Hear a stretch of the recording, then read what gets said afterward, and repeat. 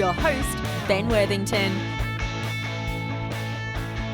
Hello there, IELTS podcast listeners. In this episode, we've got Gabriela back on, and did an interview a week ago with her, and she was asking me about the speaking and stuff like that. And this episode, we're talking about the writing. And Gabriela, we've been back and forth writing with each other on Facebook in the exclusive success group, IELTS success group. And she sent me all the questions beforehand. But what we did is we arranged to do the interview about a week ago, before she'd started the course. And that's when she sent me all the questions. So a few questions have already been solved just by starting the course, a few of her questions. But we decided to do the questions anyway, because I figured that if she had the if Gabriela's had these questions before, then more than likely other students will have the questions, and this way everyone can benefit. I mean, you'll probably have similar questions to her questions, and hopefully we can just work through them and bring you a lot of value in this podcast. So welcome back, Gabriela. This is the second one. Thank you, Ben. You're welcome. Thank you. I'm happy to be here again. And this is the second one. Hopefully there'll be a third one where you're telling us about how your exam went and how you passed. Let's hope. Fingers crossed. It's early May now, and you was telling me before you've booked your test. When's your test going to be? It's going to be on the 4th of June this year. Right, okay. The 4th of June, and then 2 weeks after that, you'll get your results, and that will be on the 18th, won't it? Is that right? Yes, I guess. 2 weeks later, the next Friday, 2 weeks later. Yeah, perfect. Well, what we can do is, because what I usually do is just do the podcast and then release it maybe a week later or the next day, depending on how many I have sort of stored in my pocket, so to speak. So what we could do is I can program it so we have the podcast. We actually do it on the 18th and release it the same day. So everybody who's listening, okay, we're going to have the podcast on the 18th, hopefully, and then either release it on the 18th or the 19th. And yeah, we'll see what happens. This is quite a risky experiment, but we'll see. Yeah, okay. I'm really interested now. Okay, then. So let's get started with the questions. So if you want to start, Gabriela? Yeah, okay, perfect. Well, as you know, I'm from Venezuela, and I have several friends living there. And for some of them, it's hard to go to an English-speaking country to learn the language. So I was wondering, do you think this course would be suitable for students living in a non-speaking English country? In a non-English speaking country? Yeah, sorry. Yeah, right. Exactly. Yeah, no worries. Okay, well, personally, actually, now that you've started the course, Gabriela, and you're working through it, and you've already submitted some essays, can you give me your opinion? Yeah, well, from my point of view, I'm going to talk about each band. Reading, I find it's very easy to study by yourself, even if you are in China or in the end of the world, so it doesn't matter.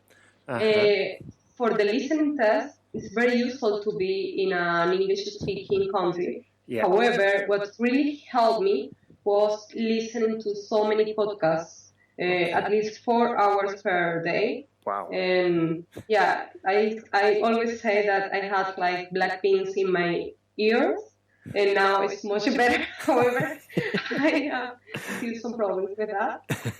But yeah, I think people can do that if they are in a non-English speaking country. Mm-hmm. And with writing and speaking, it's the same. Writing is amazing. I think the structure you developed is very well organized, and it's like all the ideas put in a paper, just in a sheet, and you know what you have to do. So, yeah, I think I haven't found something like this. I was looking for something like this, but I couldn't find it anywhere, in any place. Yeah, for the speaking test, yeah, that part I don't know exactly. It's a little hard to find someone to practice English if you are in a non-speaking country. I don't know what advice would you give me for that? Okay. Well, right then. So the question was, do you think the course would be suitable? And my answer, okay, I'll answer the first question and the second question. So my answer would be, yes, I think so. But I think for the speaking, I mean, what we do is that now that there's a sort of like free practice test included, but it's much harder, like logistically speaking, because I mean, with the exam, there's two parts. There's sort of like the language skill and the exam skill. And working on the language skills for the writing is much easier because it's sort of like sending the documents and receiving the feedback. And with the speaking, it's a little bit trickier because speaking is sort of like more spontaneous in the interactions. But what I can do is is put a lot of work into like the theoretical side, the essay skills, but the speaking skills is going to be a challenge if you're not in an English-speaking country. But there are ways around that. I mean, like just by listening a lot, you're going to boost your speaking skills, and also finding a speaking partner online or going to some of the websites and stuff and like the language tuition sites and stuff like that, like italki or whatever. And or LingoLearn, italki. These ones you can build the sort of like language side of it, the language skills. So I think the course is suitable for those in non-English speaking countries. Of course, you're going to get better results if you're in an English speaking country, but that's not always possible. But it's definitely a good alternative. And I always think it's a good alternative to go into the actual academies as well, because it's a million times more cost effective, and it's just a little bit more time saving as well. So, and then the second part was, the second question, I forgot now, was, do you remember it, Gabriela? Yeah, but it's another one. I haven't said it again. Okay, let's see now. There's something about the ideas in the essay. It's okay, we can move on. Do you remember it? No, sorry, but maybe, maybe. No, sorry, I can't remember. No worries. This was the only one. No worries. I'll start writing it down. Okay, so we can move on to the onto the next question. So, okay. Yeah, if you want to go for it. Yeah, the next one is. I've been thinking, can I use two examples of studies? One for each body paragraph, or is it better to use only one? For example, you say in your essays, some studies of Harvard University have shown. Is it okay to talk about researches about a university in both examples? Right. Okay then. So in the course, I suggest I teach sort of like in both body paragraphs, we use an example. And just for sort of like simplicity reasons, in the video tutorials, I say, okay, we're just going to use this type of example. Recent studies by Harvard University, blah, blah, blah. And I keep it to one example and a very similar example in both paragraphs, because at this stage of the course, I don't want to overload the student with too much information, okay? And then what happens later on in the course is that now that you've got this structure, you can start playing with it a little bit and just start experimenting it and pushing it so to speak. So what you can do later on in the course, and what the tutor, Gwendolyn, will hopefully teach you, and I think it's in the modules as well, is that in the second body paragraph, we can start using more experimental structures and different structures, such as it is widely considered that, or in general, there is a tendency for experts to blah, blah, blah. Okay? But at the moment, because we're at the early part of the course, I want you to get this structure down, 100% sort of like concrete. And then once we've got that structure and learnt it, we can start sort of like practicing and experimenting and doing different types of examples. Is that clear now? Yeah, exactly. So what you mean is that it's like a higher level to have in the first paragraph, for example, something related to research and other more general talking about tendencies. But maybe if you want to... what I wanted to say... No, exactly. Yeah, what I wanted to say here is like, it doesn't matter if we're going to use an example from university in the second paragraph or in the first paragraph, but what is important is that we use a wide range of vocabulary, grammatical range, and an extensive lexical resource, which is basically vocabulary and a big grammar structure. And if we're using, for example, a recent study from Harvard, if we use that in paragraph 1 and body paragraph 1 and body paragraph 2, it's repetition and we're not going to get points. Whereas if we use different structures and different vocabulary in each of the paragraphs, then we're going to stand a much higher chance of scoring the points. Do you see? Okay. Yeah, that's great. Yeah, exactly. Okay, perfect. Yeah. All right then. Yeah, I understood that, but I couldn't express myself. No worries. No worries. Okay. My next question. For those questions about agree or disagree, can I agree to some extent? Because there are some topics where I feel like I'm partly agree and disagree on the other part, or should I take a straight decision? Right then. Okay. Now, have you got the answer to this already from doing the course, just out of curiosity?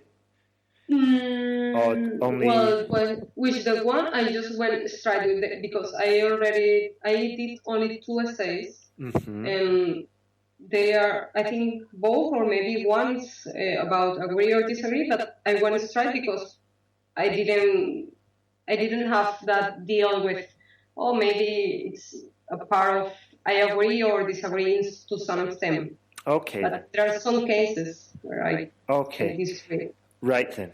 Now, Gabriela, this IELTS exam, is basic. It's a language exam. It's International English Language Test. Okay? So, all the examiner is bothered about is your ability to use the language and to communicate, right? So you could give your truthful opinion and answer the question and say, yeah, I kind of agree under these circumstances, but under these circumstances, I totally disagree, blah, blah, blah, okay? And if this is your truthful opinion, and it's often the case because things aren't so clearly black and white, especially with the IELTS questions. However, so this is your truthful opinion. Under these circumstances, you agree. Under these circumstances, you disagree. And this is a very complex situation to put yourself in and a complex argument to try and communicate, either spoken or written, especially in a second language. So what I try and teach is, I do teach, is that you just, for practical purposes, you just take one side, yeah? You take one side of this argument and then you go with it. This way, it's crystal clear to the examiner and it's crystal clear for you who's writing it, and it's much easier to communicate this way as well. Okay. Yeah. Okay. That's good. Yeah. So if you get a question where you feel 50-50 about it, what are you going to do, Gabriela? Let me give you a simple task to a task 2 question now, and then I want you to give me your opinion. Okay? Okay. All right? Or I want you to give me a rough plan. So let's see. Pollution is increasing around the world at an extensive rate.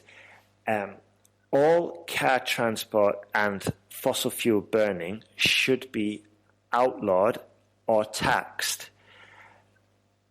To what extent do you agree with this opinion? Give reasons and examples to support your point of view, or whatever. Okay? Okay. That's a good example of those states that I think I have to, I would say, two points of view. Yeah, exactly. Mm-hmm. So I could say, well, I can understand that a good, maybe good is not the best word, but it's what it came to my mind. But it's an alternative to solve this issue because it will allow the government, etc. Okay. On the other hand, I think this is not the best solution because people need to commute and they need to use their cars and they can spend more money on taxes, things like that. Okay then, all right. Okay, okay, you've done a slightly different plan. You sort of like did, okay, body paragraph 1 in favor, body paragraph 2 against, which is also valid, okay? Which is also valid, but what I was trying to say... but you wanted me to do one straight point. Yeah, this is my idea. Because, hang on a second, because, I mean, it's okay doing sort of like one point of view for this and one point of view for that. That's fine, but things can get a little bit difficult in the introduction and the conclusion, okay, which is generally sort of like where you summarize your argument. And if you've gone a little bit in favor, a little bit against, then it's a much trickier task. And plus, once you're actually planning your essay, once you've got an example in favor for your first argument, it's much easier to think of another example in favor along the same line of thought, whereas thinking of one completely against and then one completely in favor is trickier. But anyway, could you have another go and try and think of sort of like 2 reasons? Okay, for example, maybe I'm gonna completely disagree because the reason I gave you that people can spend more money on taxes, and that would be the first paragraph, and the second one would be that there are a lot more options for people to. Yeah, you see, that's the problem sometimes I have, that I don't know what could be the second option. Maybe I would say something like, it's silly, like it doesn't matter the environment.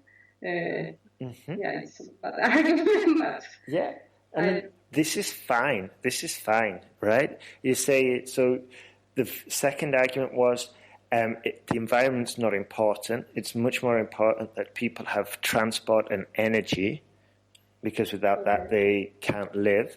Yeah. Okay. Yeah, and then the first one was saying, what were you saying? That they can afford more taxes.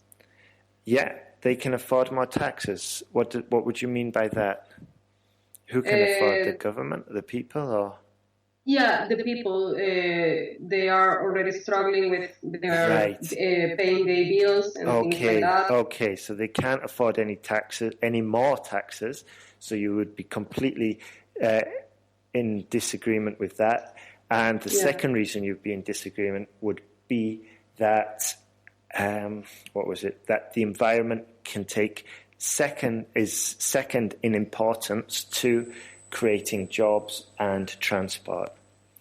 Okay? Yeah, okay. All right. So there, just to summarize for the listener, we've looked at two different essay points. My personal opinion, two different essay plans. My personal opinion is it's usually much easier to go with the one-sided opinion. The discursive essay is okay, but, and this is my personal opinion, this is what I teach just from experience. However, if you don't want to take my personal opinion, then what you can do is just experiment with both, okay? Experiment with both. But from my experience, I generally find it's easier for the students just to write one-sided, and usually they're much easier to communicate as well and easier to write. Okay. All right. Okay, so the next question was... Okay, in your course you correct us about 7 essays. Is it enough for me to write 7 essays, or do you think we should work on more essays Right. for our test? Okay, then. Now, from my experience, well, first of all, it's 8 essays, yeah? Okay. Every time you submit, I mean, the first time you submit an essay, it's 2 task 2 essays. Then the second time, it's a task 1 and a task 2. Third time, task 1 and a task 2. And the fourth time, a task 1 and a task 2 as well. Okay? And now, is it enough? Right then, from my, once again, from experience, from teaching the course, and from doing it and developing it and improving it, it's usually enough. And the reason for this is because, of course, every student is different. And what happens with some students is that they've got the language ability and they just need the structure. And really, they don't need the other 3 or 4 checks, but still they're useful just to get feedback on how to use the structure. Then in other cases, the student will benefit from using the structure, but will also benefit from the corrections and getting the feedback and improving in that way. But just to answer your question, it is enough, but also it depends on what your goal is, okay? So if you're at a band 5.5 and you want to take the course to get a band 9, of course, it's not going to happen with 8 essay corrections. However, if you're at 6.5, then usually you just using the structure, if your language skills are good, using the structure will get you there. Or if you've got a bit of difficulty with your language skills as well, then the feedback you get combined with the structure will usually get you to a 7. And that's why I can offer the guarantee of, like, if you're at a 6.5 now with the writing, I can guarantee you'll get a 7 or you'll get your money back. But you also get a refund if you're not happy with the course anyway. So it's but the guarantee of jumping a band up to a 7, I couldn't offer that unless I had the experience and I know roughly how many essays it takes. So that's the answer to that question. Okay, that's great. Right. Thank you. So my next question is, do you think that to get band 7, is it okay to write sentences like some people believe, many children tend to? Those are general sentences. Mm-hmm. Are they okay? Right. There's 2 parts to this, okay? The first part is it's definitely better to say some people believe and many children tend to, because what you're doing there is sort of like hedging. It's better to say that than to say everybody believes that pollution should never be taxed, for example, okay? Or all children tend to have invisible friends or whatever. Okay, so it's definitely better than sort of like saying an absolute truth or what you think is an absolute truth, because by using some and many, you're qualifying it, you're putting kind of like a limit on it. Now, the second part that I wanted to say was in both of those sentences, or especially the first one, some people believe. Now, is there a way we can say say if we're talking about pollution, how could we improve that sentence, Gabriela? Does anything come to mind? Yeah, but like the same topic you told me about, the pollution, or Yeah. in general? If we're talking about an essay about pollution, and you write, some people believe, is there any way we can improve that sentence? For example, if I started with the introduction, I say something like, in the last decades, pollution has increased. No, well, after seeing your stage, your structure, I say, in the last decades, the issue of pollution is. Oh my God, I forgot the structure. No, don't worry about it. I think we're on different pages anyway. What I wanted to get you to think about was like improving sort of like generic vocabulary, such as, it's my fault, I should have explained it a little better, but some is kind of vague, and people is kind of vague. Yeah? What kind of people will be talking about pollution? What kind of people? Will it be plumbers, electricians, scientists, politicians? No, environment, people who are pro-environment, but I don't know. No, you said it perfectly. First, environmentalists. Environmentalists. Yeah. Argue that... Yeah, that's much better. Just by using environmentalists instead of people, we're on the right track, and we're using topic-specific vocabulary. Okay? Okay. So we could say some or numerous environmentalists strongly believe that putting a tax or placing a tax on pollution, blah, blah, blah. Yeah? Sorry, I lost the first part. Some environmentalists or only environmentalists? We could say, we could use both. We could say some environmentalists. We could say numerous or certain. There's quite a few different ways. But if we use like certain or numerous, then perhaps we can use some for something else in the essay where we don't have the option to change it. Okay. All right. Perfect. Excellent. Okay.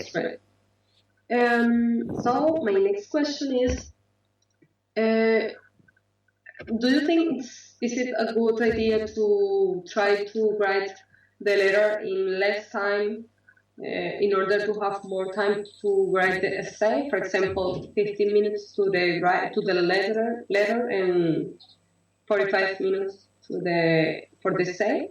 Right then, you're doing the general task, yeah? Yes, I am. Right. Okay. Yeah, but I think this question also applies for the academic test. Yeah, totally. But what I was going to say is that first of all, if you dedicate 15 minutes to the to the task 1, and then 45 to task 2, I think that's roughly a similar distribution of time to points, yeah? Because I think you pick up about 75% of the points on task 2, 25% on task 1. I can't remember off the top of my head right now, but it's roughly like that. So it makes sense to spend more time on task 2 because you get more points. And now, in the course, you get lots of sort of like copy-paste sentences to use for task 1, because when you are writing a letter, it is a case of using structures such as, I'm writing in relation to, or kind regards, please find the documents attached, and all these kinds of, it's like your letter writing vocabulary. And if you can get your letter writing, perhaps even, because in my opinion, I think it's a little bit easier, especially than the academic test. I think it's easier to do general task 1. And if you can get that down to maybe even less than 15 minutes, then you've got more time for your task 2. But this, once again, is just needs to be tested by you. Yeah, if you can start getting your task 1 complete and without hardly any mistakes in 10 minutes, fantastic. Yeah, and then you've got more time to do your task 2. So I would experiment with that, and that's another reason why you get 8 essay checks, because you've got 3 opportunities just to test different structures, different ways of attacking the exam as well. Okay. Mm-hmm. Excellent. Yeah, just for the people listening to the podcast, I think it's 20 minutes for the first task and 40 minutes for the second one. And because of that, I was asking about 15 minutes for the first Okay, sorry. one. Yeah, instead of 20. It's like doing 5 minutes less. For right. The, okay, 5 minutes. Okay, now I'm there talking about 10. yeah, but 10 is maybe, yeah. Okay. Yeah, I would go with Gabriela on this one, guys. Okay, don't worry. Now, I must say, the thing is, I mean, what I wanted to say there was like spend, just exactly like you said. Okay, 30% of the points are on task 1. 33% are on task 1 and 66 are on task 2. So then it's probably better to go 20 minutes and 40 minutes. And if you can cut it down on task 1, perfect. But don't worry about it. I just experiment with it. But yeah, sorry about that. Don't worry. I misunderstood also the last question, so it doesn't matter. Okay.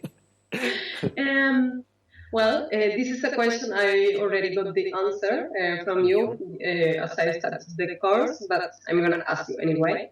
Do you think it's a good idea to memorize some general sentences? Which ones, for example? Okay, then. Right. Yeah. Like we were saying before, I mean, there's a certain structure, especially for giving examples. Yeah, like if you can successfully use I wouldn't say general sentences, but I think it would be wiser to try and get hold of and dominate general structures. So, for example, you could say, for example, a recent study by Harvard University showed that 35% of students studying German also increased their capacities in other academic disciplines, blah, blah, blah, blah, blah. Okay? And if you can get hold of that structure and embed it into your head, then you can just bend it and start using it in lots of different ways. For example, another way to use that structure would be, for example, a recent governmental report showed that 2% of all pollutants in Scotland originate from oil extraction or whatever, But just getting that sort of like structure down, and in the sentence guide, you'll probably realize that there's quite a few structures like that are valuable for your essay writing. And if you can get hold of those structures and correctly employ them, then the whole process is a much, much smoother and easier way to improve your essays, really. Exactly. Yeah, and it's what I feel just after learning your structure. For me, it's much easier right now to think about ideas, only ideas, because in the past I used to think about ideas, structure, and so many things, and I couldn't handle the time very well. But if I put all my focus on the ideas instead of the structure, it's much better. So I understand what you mean. This was my goal, because I remember when I was writing the task 2, and I was like, there's so much to sort of like organize here, and ideas keep popping into my head.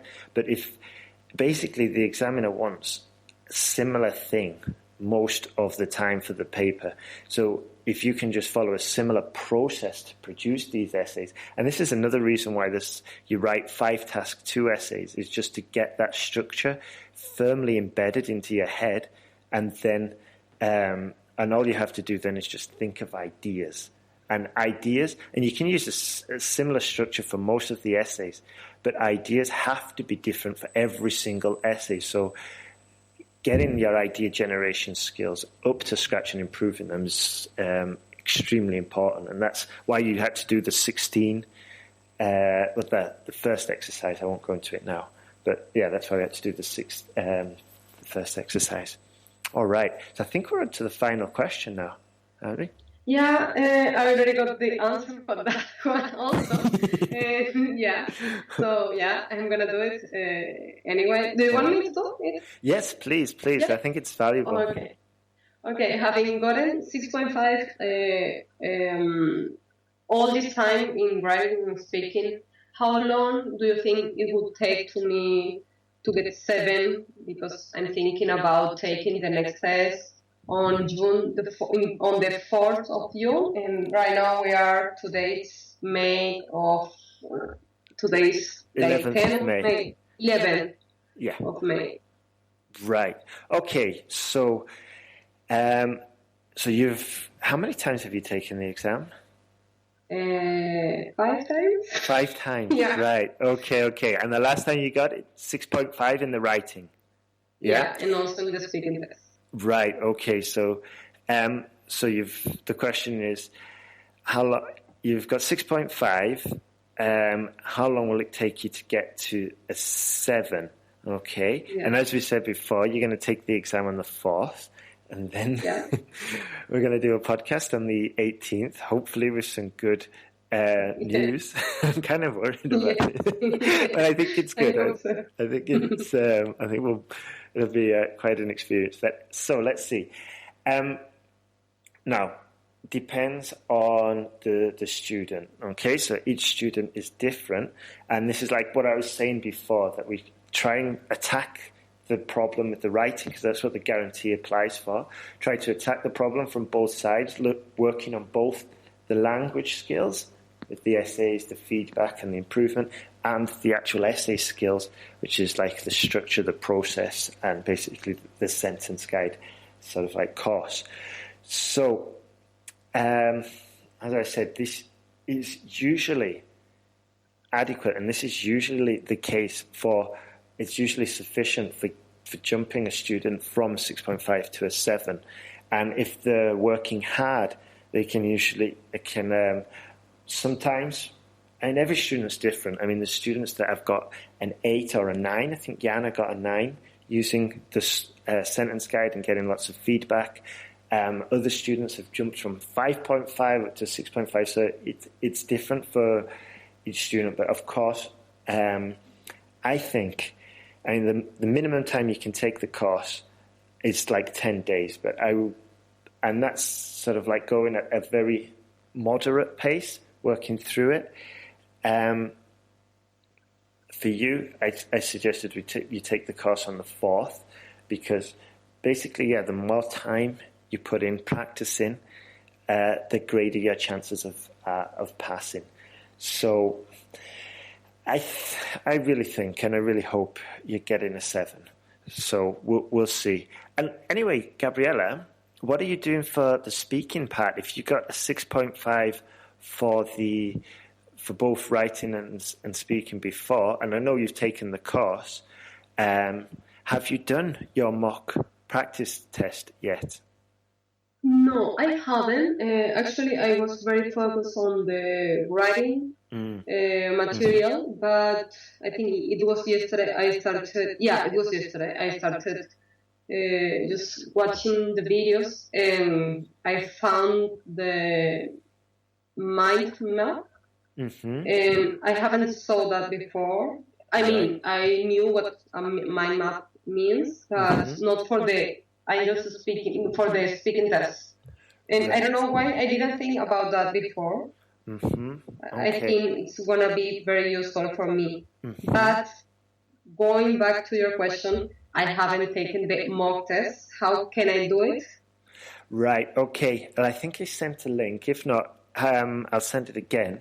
But it's just a link, and you just click on that link, put your Skype, go to the page. It's a special page, and then you put in your Skype ID, the ideal time that you'd like to be do the course, and then not the course, the test, and then you arrange, and it's like about 15 minutes or maybe a little bit less, and then afterwards you get all the feedback. Okay, it's not me who does it, but the tutor will say, okay, your grammar is good, but you need to improve your pronunciation, your fluency, blah, blah, blah, blah, blah. And they'll give you sort of like some input on what you can work on, and they will offer us up to help you with that through more classes.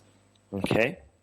Do you recommend me to do it right now or after watching all the videos? What is the best time to do it? I think, to be honest with you, I would probably watch the speaking videos, make some notes, perhaps practice like the theory, the exam skills, which are in the course, practice them with a friend or maybe with somebody else, or maybe you can do some practice classes with another online tutor, and then do the practice speaking test, you know? Oh, okay. And because doing it that way, you'll be able to implement what you've learned and test actually what you've learned in conditions that are similar to exam conditions. Oh, okay. That's great. I'm going to do it. Excellent. Okay, fantastic. Thank you. Right. Okay, you're welcome, Gabriela. Okay, so I think that's the end of the interview. Or do you have any other questions? No, I think, those are my questions. Thank you so much for answering them. No, it's a pleasure. It's a pleasure. And thank you as well for waiting around for me, because just for the listeners, the last two podcasts we did, I had some technical problems, and Gabriela very patiently waited on the other end while I was messing around, throwing my computer on the floor and getting annoyed. For me, it's a pleasure to have the opportunity to ask you everything I want. So, I feel like this is I forgot the word in English, but it's a very good opportunity to put it in a good word. Excellent. Okay. Well, this is, like we said, the second out of 3, and fingers crossed, we're going to do the interview, and it's going to be a success. Fingers crossed, and also hard working, because this is the only way to get it. And luckily, we are going to do it we're going to have our next interview. Yes. June 18th of June. 18th, okay. I think, when you get the results. Oh, and by the way, Gabriela, don't email me the results beforehand. Oh, my word, I'm really setting myself up now.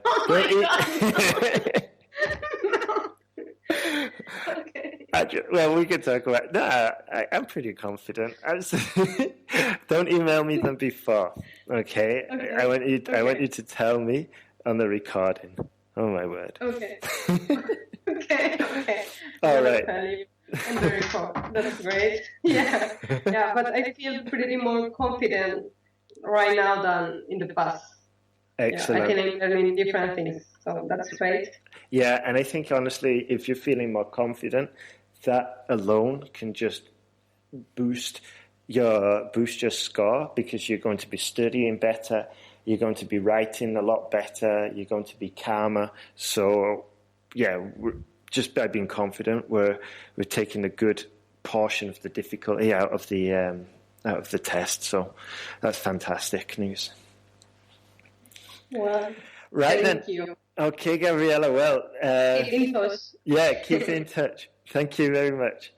Thank you. Have a good day. You too. Bye. All right. Thank you.